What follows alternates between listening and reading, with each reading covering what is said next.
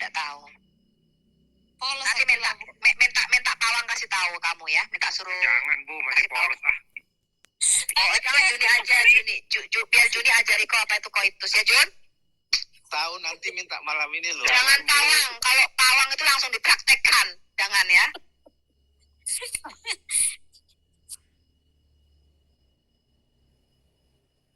Iya. Andi, Iya. hah? Udah kabur Bu. Ini ada ada. Shalom. Iya, shalom.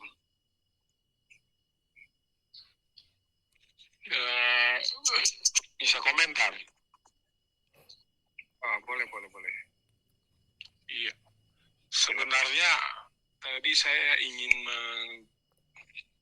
mengomentari tentang urutan proses keberadaan manusia menurut Al-Quran itu.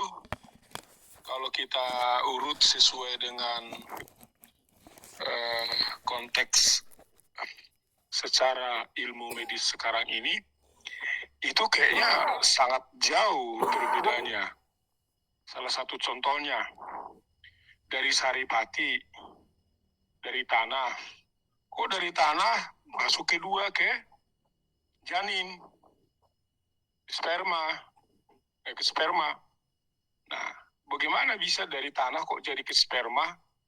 Ini proses lahirnya manusia atau proses penciptaan manusia? Nah, ini yang saya lihat. Kalau bisa minta tolong dong ditampilkan lagi ayatnya tadi, biar saya coba kritisi satu persatu urutan sistematika penulisan kitab, penulisan Al-Quran. Iya, mereka mengatakan sperma itu juga dari tanah, Pak. Oh, begitu.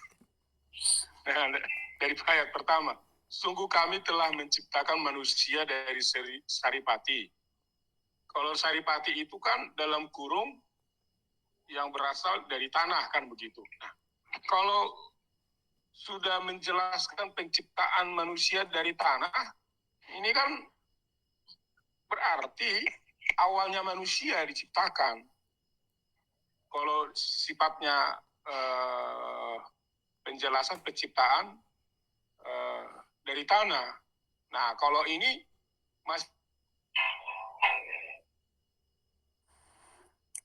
bahwa diciptakan dari tanah, kan gitu. Hanya kenapa setelah diciptakan manusia dari tanah, langsung penjelasannya dari air mani. Air mani ini kan sudah proses, ada laki-laki, ada perempuan, kan begitu. Dan lebih ke arah bagaimana hubungan laki-laki dan perempuan dalam proses di dalam kandungan, khususnya kalau ayat berikutnya minta tolong Pak. Nah, kalau disebut kemudian air mani itu kami jadikan sesuatu yang menggantung dalam kurung darah. Air mani menggantung. Nah, ini maksudnya menggantung apa? Kan kalau menggantung apakah nempel, apakah di bawah air mani itu? Kalau menggantung kan berarti darah ini bergantung. Iya, ini aneh ya Pak ya. Kamu dari itu tanah. Tanah terus air mani kok menggantung? Iya, hanger. Menggantung itu kan kayak kelelawar ya kalau gue pikir ya, bener gak sih? Iya, jadi ini yang saya mau kritisi secara letter-let, bagaimana sistematika penulisan ini, bentuk penciptaan manusia awal dengan bentuk manusia lahir dengan proses mani ini nggak nyambung gitu loh. Jadi kapan manusia diciptakan dari air tanah dan kapan manusia proses terjadinya janin dan sel sperma, sel telur dalam kandungan. Ini jaraknya jauh banget. Ini nggak nyambung. Ya kenapa menggantung? Coba teman-teman tahu nggak nih artinya? Al-Quran kalau menjelaskan bagaimana manusia diciptakan dari saripati, lalu diterangkan lagi dari darah. Kan ini bukan penciptaan lagi. ini adalah satu proses secara biologis di dalam laki-laki dan perempuan, sehingga ada mani, ada berkembang berbentuk jadi bentuk manusia sampai akhirnya 9 bulan lahir. Ini dua hal yang sangat berbeda. Jadi Al-Quran penjelasannya ada satu sisi masa penciptaan awal, tetapi kok malah dibawa kepada masa-masa proses secara biologis. Nah ini nggak ilmiah lagi, baik secara biologisnya. Nah, sekarang yang kedua secara medisnya. Kalau kita lihat kan mani, lalu dikatakan bergantung di darah. Kalau dalam proses terjadinya janin itu kan bukan bergantung di dalam darah. Kalau sekarang kita lihat di YouTube proses kelahiran saat pertama sel sperma masuk kepada sel telur itu bukan bergantung, malah dia proses berjalan sampai ke sel sperma masuk kepada sel telur. Nah, kenapa disebut malah disebut darah bergantung di sel sperma? Nah, ini terbalik. Justru sel sperma lah yang masuk kepada sel telur, bukan ke darah. Nah, di sanalah baru berproses, terbentuklah bentuk bagaimana bentuk manusia itu mulai ada. Nah, kalau kita sinkronkan penjelasan secara kelahiran janin di dalam kandungan, proses janin dalam kandungan sampai lahir, ini juga Al-Quran tidak ilmiah untuk menerangkannya. Ya, kami jadikan segumpal darah. Nah, ini dijadikan lagi segumpal darah. Artinya kan dijadikan segumpal darah berarti ada proses penciptaan lagi di dalam darah. Sementara tadi janin sudah ada.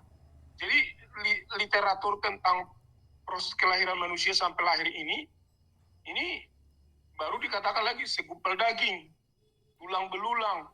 Nah, ini tulang belulang maksudnya apa? Setahu saya kan kalau tulang belulang itu kan tulang yang berserak-serakan, kan begitu. Nah, terus di tulang belulang terus dibungkus lagi. Lah, ini framing Allah itu kalau ngomong di dalam Quran itu emang gak nyambung. Ayat atas sama ayat bawah tuh gak ada hubungan. Kalau ngomong tuh kagak nyambung.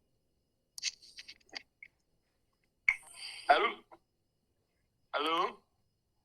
Iya Pak. Ya. Jadi kalau tulang belulang itu Pak, biasanya kita habis makan, ya sisanya itu tulang belulang Pak. Sebenarnya kalau kita lihat di YouTube ya, gambar dari bukan embrio, bisa kita lihat dari yang satu hari, seminggu, itu nggak ada didominasi warna merah darah loh. Karena menurut saya kalau mengacu dari perdarahan di dalam, ya, justru darah itu akan meracuni, menghambat pertumbuhan sel yang lain.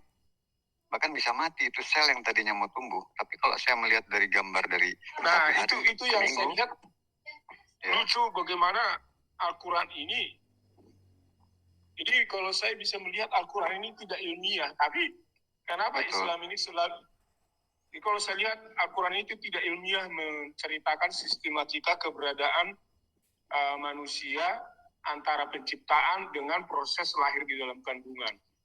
Dan ini yang perlu kita terus angkat, karena seolah-olah seringkali Islam ini menyebut Al-Quran itu ilmiah. Tapi kalau kita kaji dari literasi Al-Quran, nggak ada ilmiah-ilmiahnya di situ. Nggak ada ilmiah-ilmiahnya saya lihat. Mereka mengklaim bapak kedokteran itu Muslim. Namanya siapa ya kemarin? Ibnu Sina.